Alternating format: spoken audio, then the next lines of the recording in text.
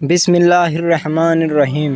دوستو، آج ہم بات کریں گے شرابی پر اللہ کی رحمت، ایک ایسے شرابی شخص کے بارے میں کہ جس کے مرنے کے بعد کوئی بھی اس کا جنازہ پڑھنے کو تیار نہیں تھا۔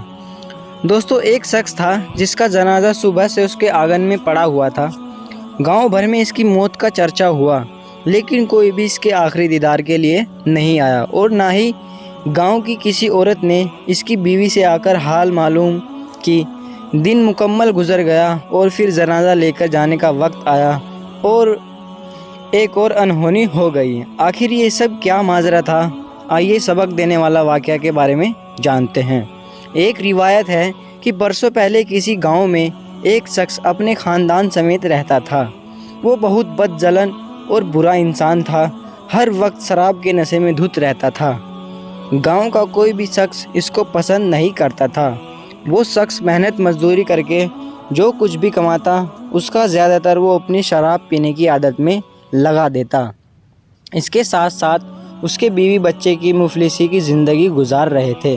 وقت گزرتا جا رہا تھا اور اس آدمی کے جسم میں شراب خون کی جگہ لے رہی تھی۔ وہ اپنے خاندان کے لیے جس قدر محنت کرتا جا رہا تھا، اسی قدر اس کی صحت خراب ہوتی جا رہی تھی۔ جیسے ہی اس کو گاؤں والے بالکل پسند نہیں کرتے تھے، اسی وجہ سے اسے کوئی بھی اپنے یہاں مزدوری کا کام نہیں دیتا تھا۔ ہمیشہ سے ہی اسے کام کے لیے کسی دوسرے گاؤں کی طرف جانا پڑتا تھا۔ اس کی بیوی کچھ نہ کچھ سلائی وغیرہ کر کے اس کا ہاتھ بٹاتی تھی، لیکن اب وہ بہت زیادہ بیمار رہنے لگا، اور ایک دن ایسا آیا کہ وہ بیچارہ مر گیا۔ اس کی میت اس کے آنگن میں رکھی تھی۔ اس شخص کے بچے، اس کی بیوی اس کے پاس بیٹھے تھے، اپنے آخری سہارے کو حسرت بھری نگاہوں سے دیکھ رہے تھے۔ کچھ بھی ہو، بچوں کے لیے ان کا باپ دنیا کا سب سے اہم شخص ہوتا ہے، لیکن اس سے بھی بڑھ کر تکلیف دینے والی بات یہ ہے کہ گاؤں میں ہر گھر کو پتہ چل چکا تھا کہ اس آدمی کی موت ہو گئی ہے، لیکن کوئی بھی اس کے گھر نہیں آیا۔ اس کی شراب پینے کی عادت کی وجہ سے گاؤں کے لوگ اس سے نفرت کرتے تھے، لہٰذا اس کی بیوی کو ہی اب آخری رسم کی ذمہ داری اٹھانی تھی۔ وہ نیک عورت اپنے معصوم بچوں کے لیے باپ کی میت کے پاس بٹھا کر بازار گئی، اس کے لیے کفن خریدا اور غسل دینے والے شخص کو بلا لائی، اسے غسل دے سکے، اور گاؤں کے قبرستان میں جا کر اس نے قبر کھودنے والے شخص سے اس کی قبر کو تیار کرنے کے لیے بھی کہا۔ اس کے بعد وہ گھر واپس آ گئی۔ بچے غم اور پریشانی کے عالم میں ماں سے لپٹ کر رونے لگے، اور ایک بار پھر ان کا گھر رونے دھونے کی آواز سے بھر گیا۔ اس کے بعد میت کو غسل دیا گیا، جبکہ شام ڈھلنے کو تھی اور مغرب کا وقت قریب تھا۔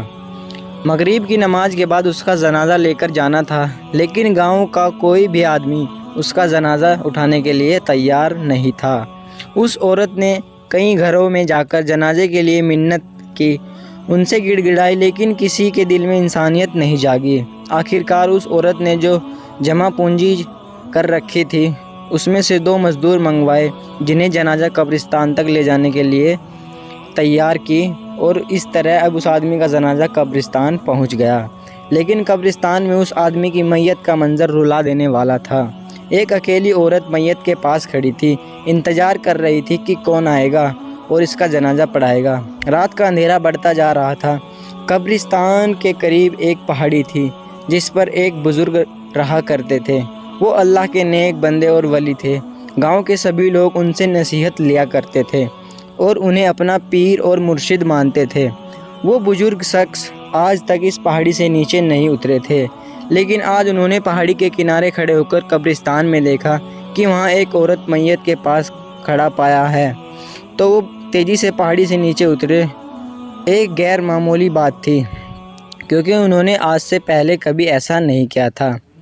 ان کے نیچے آنے کی خبر پورے گاؤں میں پھیل گئی۔ دیکھتے ہی دیکھتے سارا کا سارا گاؤں قبرستان پہنچ گیا۔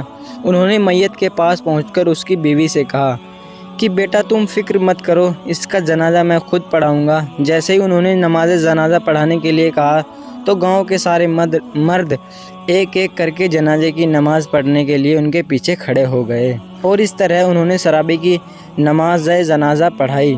دعا کے بعد پہاڑی والے بزرگ گاؤں والوں سے فرمانے لگے، اے لوگوں، مغرب سے کچھ وقت پہلے میں اپنی عبادت گاہ میں بیٹھا تھا، میری اچانک آنکھ لگ گئی اور ایک انجان آواز نے مجھے مخاطب ہو کر کہا، جاؤ نیچے قبرستان میں ایک عورت اپنے شوہر کے جنازے کے ساتھ موجود ہے، اس میت کا جنازہ پڑھنے والا کوئی نہیں، لہٰذا آپ جاؤ اور اس کی نماز جنازہ پڑھاؤ۔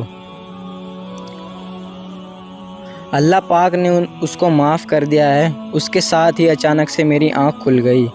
میں نے پہاڑی کے کنارے پر کھڑے ہو کر جب قبرستان میں دیکھا تو وہی منظر پایا، اس لیے میں اس کام کے لیے نیچے اترا ہوں۔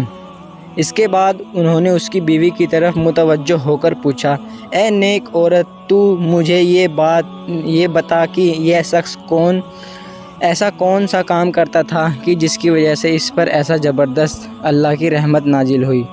وہ عورت کہنے لگی، حضرت یہ تو ہر وقت شراب پیتا رہتا، دن بھر شراب خانے میں بیٹھا رہتا، لیکن 3 کام ایسے تھے جو یہ ضرور کیا کرتا تھا۔ ان میں پہلا کہ یہ میرا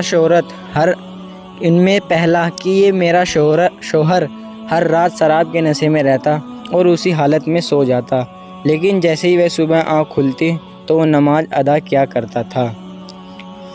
اس کی دوسری اچھی بات یہ تھی کہ اس نے اپنے بچوں کے ساتھ ہمیشہ 2 یتیم بچوں کی پرورش کی۔